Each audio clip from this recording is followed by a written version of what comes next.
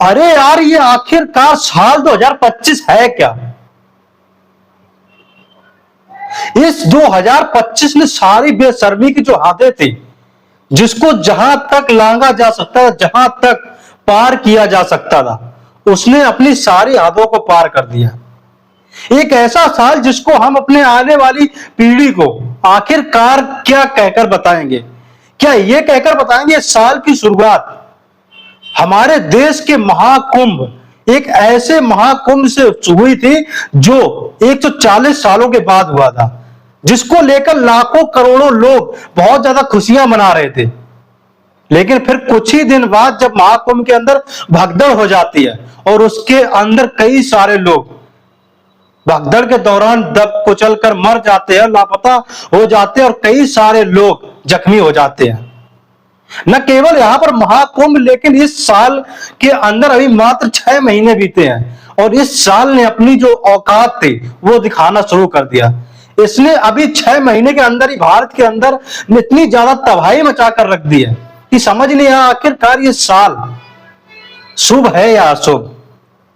ये एक ऐसा साल है जो पहले लोगों को खुशियां प्रदान करता है और फिर उसी खुशियों को चंद दिनों या चंद महीनों के अंदर पूरी तरीके से मातम में बदल देता है। पहले महाकुंभ को लेकर लोग देश विदेश से बहुत ज्यादा उत्सुक और उतावले होकर इन खुशियों को अपना दोगुना चार गुना करते जा रहे थे, लेकिन फिर कुछ दिनों के बाद जब भगदड़ हुई तो उस वक्त लोगों जो खुशियां थी वो मातम में बदल गई। न केवल महाकुंभ, फिर इसके बाद आता पहलगाम हमला। वो लोग जो अपनी खुशियों को दुगना करने के लिए कश्मीर के अंदर गए हुए थे और अपनी खुशियों को उतावले हो रहे थे और खुशियां मना रहे थे, लेकिन उन खुशियों को इस साल को शायद गवारा नहीं हुआ और चंद घंटों के अंदर वो खुशियां जो थी मातम में बदल गई। न केवल पहलगाम, इसके बाद आता है आरसीबी, जो 18 सालों से जो अपनी ट्रॉफी नहीं जीत पाई थी, उस ट्रॉफी की जीत की खुशी के बाद जितना ज्यादा आरसीबी के फैंस, जितने ज्यादा बेंगलुरु कर्नाटक के अंदर लोगों के अंदर खुशियां थी, वो खुशियां इतनी ज्यादा थी कि उन खुशियों का जो ठिकाना था उसकी कोई लिमिट नहीं थी। लेकिन उन खुशियों को भी चंद पल, चंद घंटों में मातम में बदल दिया इस साल 2025 ने। उस भगदड़ के दौरान जो 11 लोगों की मौत हुई, उसने पूरे सवाल खड़े कर दिए इन खुशियों को लेकर। जो खुशियां लोग मनाए जा रहे थे, उन खुशियों को मातम में बदल दिया। फिर इसके बाद जो सबसे बड़ी घटना होती है अभी हाल ही में, अहमदाबाद प्लेन क्रैश। वो लोग जो अपने घरों में जा रहे थे और अपने रिश्तेदारी या कहीं दूसरी देश विदेशों की ट्रिप पे जा रहे थे, बहुत ज्यादा खुश थे, लेकिन इसके बाद चंद मिनटों में उनकी खुशियां जो थी वो भी मातम में बदल गई। जब प्लेन क्रैश हुआ तो सभी लोग जलकर तबाह हो गए।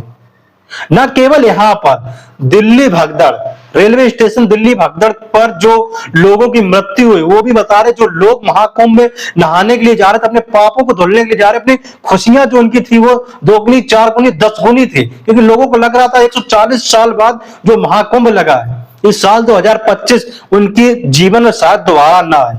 और शायद ऐसा ही हुआ।